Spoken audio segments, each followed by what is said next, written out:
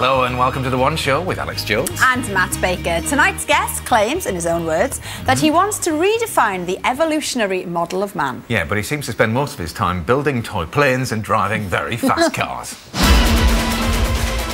470!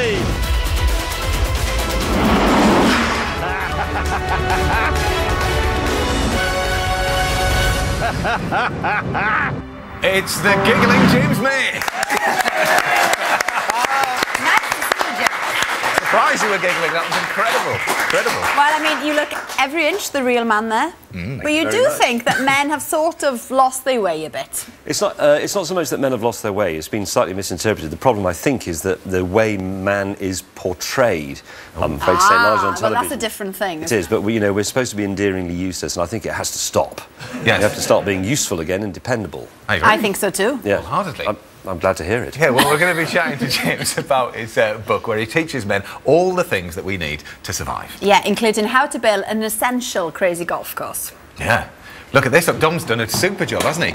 Considering he only had a couple of milk bottles and some parquet flooring. Wonderful stuff. He's done amazingly well. But it's not all about the men tonight. Now, if you're a woman who's handy with a toolbox, send us pictures of you and your DIY creations. I will show them at the end of the show. Yes. Please don't let us down, will you, girls? Now then, James, are you quite happy with your parking for somebody to take a photo of it?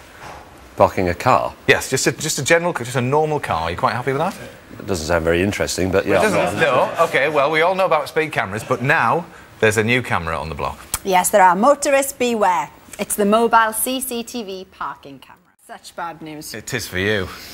It is. Yeah. With James, you were saying in the film there that you're a bit of a chance when it comes to parking. Well, a little bit, yeah, because, I mean, I've always believed that parking, obviously inconsiderate parking is a bad thing, and it needs to be controlled to a certain extent, but there should be a sort of element of sport about it, I think. Right.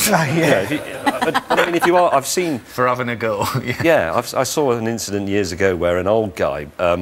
he pulled up by the side of the road. He'd obviously left his wife at the supermarket. They were quite old people. They were sort of in their 70s, and she was standing there with the two big bags. Yeah. He just stopped and got out and did the decent thing to open the door and the boot for her. And, you know, somebody came up with a tow truck to take his car away. To take the car away? Yeah, well, fortunately, the local people rebelled and protected him while he drove off. But I just thought that, you know, that's now picking on old people, which is... very bad form and un-British. Yeah, well, that's certainly one case, Dom, but in general, can you moan if you get Of course you can moan, yeah. I mean, the first thing you'll hear about it is when the penalty lands on your doormat, and it will have just the details of where you were and a still photo. Now, the first thing you want to do, if, you know, it's fair game, if you know you're in the wrong, James, you've got to shut up and pay up, in a nutshell. If you're not and you want to appeal it, you do have a right by law to actually ask to see the footage. The council will either send you a DVD or they'll put it online, or if they don't do that, you can go along to the council offices and you can request to see that within 14 days. They have to allow you. Yeah. If there's something wrong there, appeal it. If you win the appeal, great. If you don't, you have one more string to your bow. You can then ask for an industrial tribunal to consider it. That shouldn't cost you anything. They will then give their verdict. If you lose that one as well, you might as well give up and just pay it. But let me tell you something, though, there's a good bit of advice here. If you've got any sort of threat overhanging you, like a parking ticket or anything else like that, if you register a dispute with the company, then they're not allowed to legally enforce bailiffs to come around and start hassling you for the money until that dispute's been resolved. So let them know that you're aware of that, and quite often the tickets tend to disappear. Yeah, OK. This is private parking companies. It's anything. It's even if you had a gas bill or anything else like that. If there's a dispute and you raise a dispute with anybody, you say, look, I dispute this at the moment. Until that dispute has been resolved, no one can enforce any debt recovery agents. That's great. It works wonders. Just let them know you know that law quite often makes the debt go away. OK. Who would you say then, I mean, away from parking, who would you say is the best driver? Is it you, is it Richard Hammond, or is it Jeremy Clarkson? Well, I think if we're brutally honest, we'd have to say it's me. because it just is. And I'm the fastest as well, without crashing, as we saw earlier on. Yeah. But you're notorious for being the slowest? Well, not than that Bugatti at the top, though. No, well, exactly. The Bugatti, that was, you know, just about 259 miles an hour. But my view is I take a rather sort of spiritualist approach to driving. I think... slow is what I'm saying, really, I suppose. But, safest, though, James. Well, yes, slow isn't necessarily safe, but you're right, it can be part of it. But to me, cars are not actually about... For example, I don't like driving around racetracks because, you know, you drive the car as hard as possible and you wear the tyres out, and then, you know, 1 minute 38.235 seconds later, you're back where you were at the beginning, and that sort of... That goes against the grain of what the car is for. It's for having an adventure and going somewhere. It's what it allows you to do that's great. Yeah. So I'm quite happy with it. My favourite bits on Top Gear are when we buy some real old snotter cars for a few £100 and then have to drive them across a desert or something. That's, you know, that feels like an achievement. Yeah, definitely. We'll have more of a chat about, we'll talk a bit more about Top Gear later on. But Tom, thank you very much. We'll let you get back to the golf now. We'll see you a bit later on. Do go and park yourself over there. Just finish off that nice windmill. Anyway, now according to BP... thanks very much, John. Now, isn't it true that you were once saved by an oil rig diver? Yeah, well, I like to think so. Yes, it was when I was making a programme about sharks in the Bahamas, and I jumped off a small boat with my diving kit. I had to throw the BCU jacket in first and then jump in, and I got it sort of on wrong in an incompetent way, and I got cramp, and I thought, this is it, I am actually going to drown. Gosh. And there was a big bloke called Gary, I can't remember his other name, and he had worked on rigs in the 70s. Enormous bloke, most of his friends were crippled and dead and all the rest of it. Yeah. You know, he'd had a very dangerous life, and he just sort of leant over, and it was like sort of a kitten had fallen into a stream. He just sort of did with that. With one finger? Pretty much, yeah, and put me back on the boat. Made me feel quite feeble, but I'm very grateful. If he's watching. Yeah, well done, Gary. A real man who really doesn't need your new book, to be honest. He doesn't know. He definitely doesn't need my book. Half of him was made of metal by this point, because he has quite a lot of it in his diving exploits. But okay, yes. well, speaking of your new book, one of the little tips that you give is that everybody should have a crazy golf in their kitchen. In the kitchen, in the garden, in a spare room. The thing about crazy golf is, well, it's a great therapy. Real golf is a bit too serious, but crazy golf, we believe, could be used to enliven the dull, miserable lives of commuters and office workers simply by being set up on, you know, station car parks, outside offices, public parks. But it also allows you to be extremely creative because, you know, if you build a permanent one outdoors, you can mix concrete, mow grass, make things out of wood, make the windmill, a giant clown's head. Yeah. Indoors, you can just invent things out of bits of furniture. I mean, these are very sophisticated. These are very good. But, well, would you like a go, James? You're obviously an expert then. Yeah. Step up to the plate. Come on then, James. I never said I could do it. This is our Top Gear your whole crazy house golf is a course. full crazy golf course. I know how to Okay, let's see how you do on this one. This one looks rather difficult, actually. Theoretically, you should always be able to get a hole in one, which you can here, I think. Okay. I'm good at making these. I didn't say I could play it. Okay. Oh, to be honest, I was aiming. That's all right, though. That's all right. I was aiming just for keep the going. camera. Just keep going. So we'll get another go. Yeah, just keep going. There we are. That's what they do, isn't it? Yeah, that's good. That looks good. But your book is all about... There we are. Brilliant. Perfect. The theory is hole in one, just to get your eye in. It's not just about how to build a crazy golf course, though, the book. I mean, it equips men with the knowledge they need, really, to survive the 21st century, doesn't it? Yeah, that's the idea. I described it as usefulness is muse. Obviously, you can't put how to do everything in one book, because the book would be the size of this building. It's designed to sort of inspire you to have a go at things, and it's to allow people to accept and acknowledge that being interested in having spanners in the correct size order is okay. There's a fashion for saying that means you've got OCD, or you're a bit weird, or you're a bit sad, or you've got no friends, or you've never had sex, or whatever. But that's not true. It's actually very reasonable to do that, and it's okay to make things, and it's quite good to get excited by wood.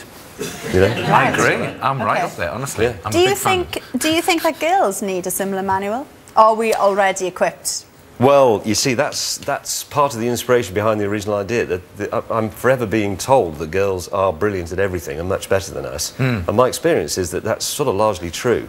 But I don't really want... See, we shouldn't have called it Man Lab. We should have called it James May's Wednesday afternoon activities at school, because that's what it is. You know, there are girls in the Man Lab. We've got women working in there with us. They appear in it, and I would like women to watch it. I called it Man Lab because I wanted men to start making a bit of an effort. And stop being... And one of the things that you do some great tips actually in the TV series, which starts next Tuesday, and one of them is to remember people's names. Just have a little look at this. This is dead funny. Okay, a couple of quick techniques. Use the name frequently when you're introduced, so find an excuse to say it a number of times. Okay, so the next guys that come in, I'll just keep saying their names. Yeah, but don't overdo it, otherwise they'll think you are a bit of a nutcase. A new crowd of guests has just arrived. Time for Rory to try out technique number 1. Hi, I'm Rory. Hello, Emma. Emma, nice to meet you. Emma, how you doing, Emma? I'm very well, thank you. How you doing? Rory. Hi, I'm Claire. Nice to meet you, Claire. How you doing? How are you? I'm fine. You get all right, Claire? Yes, fine, thank Well you. done, Claire. Nice one, Claire. Michelle, nice to meet you, Michelle. Yeah, lovely drink you got there, Michelle. Drink it up, Michelle. Brilliant. That is one of the funniest things we've had on this show. I'm having a go at the Skittles. There we are. Well, while Matt has a go there, we'll come on to the next film now. Otters must be an animal after your own heart, James. They're great at catching fish. They are. They're brilliant. The Art of Survival, of course. Yeah, and they love having fun with their mates. We'll get them a copy of one of your books. Anyway, Mike is a big fan too. It was recently revealed that otters can now be found in every county in England thanks to Big River cleanup. Which is good news. Are you a fan? I am now. Yeah? Are you generally an animal lover? Yeah, well, I'm a bit soppy about animals because I'm a townie. You know, I see a fox, you know, going through a bin and I go, oh, look at this fox. You know? Whereas Richard Hammond thinks I'm an idiot for saying that, but he lives in the countryside 300 years ago. Right, well, yeah, we'll go into that. We're having loads and loads of DIY photos sent in. Thank you ever so much. This is Pat the Builder. Look, she can do anything, build houses, roofing, etc. Not bad for 64. Yeah, you've got one there. I've got putting on the roof from Stan and Anne. I think this must be Anne. Yes. To be honest. Stan's obviously lifting all the time. Extremely soft porn, this. And here's my wife Lizzie, says Ian, doing a spot of MIG welding in the garage. Very nice, very nice. Look, this is a Meccano bridge, especially for you, James. Oh, sent in by Charlie Melling. Yes, I know her. Oh, there you are. Yeah. It's very triumphant. Yeah, that's my bridge. That's the one that you made. Yeah. She was the sort of chief designer and engineer on that project. So there you are. You can take that home then. Yeah. That's your bridge. Now, James, isn't it correct that your full name is James Daniel May? It is. Are you happy with that name? Yes, I think so. Good. Well, James is my middle name. And mine. No, it's not really. I just wanted to join in. But a growing number of people are opting to change their names. Stick with Matt. It's all right.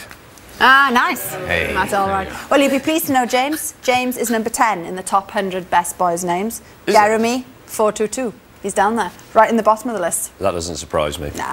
It's barely a man's name. More little pictures. Here we go. Look at these two. These are two sisters. Aren't they fabulous? This is Charlotte and Amelia. Okay. And twins, actually. They're twins. Oh, are they? There we go, yes. And this is Marie plastering the kitchen. There, it's that way around, I think. Oh, is it? It's that way around. There we are. We've got it eventually. Yeah. It depends if she's plastering the ceiling or the walls. And this one. This is Sophie. She's aged 13 from Rugby. She's assembling a rabbit hutch. Well done. And we have had this one in. No. This is one of those mobile No, that is the wrong way around. No, the other way. It's tipped over. There you are. Good. I hope he's going to get a ticket for that, because that's definitely not... I tell you what, well, listen, Dom has been super so far. He's built a golf course, he's talked all about parking, and now he's about to do the final jaunt into manhood. Yeah. Where is he? Where is he? Come on. Oh, he's here. Come on, Dom. Oh. What's happening here, James? Yes, now, this is all about how to cheat at playing the guitar in order to serenade the one you love. Oh, yes? There are more details coming up on the television programme, but basically, you retune a standard guitar... Yes.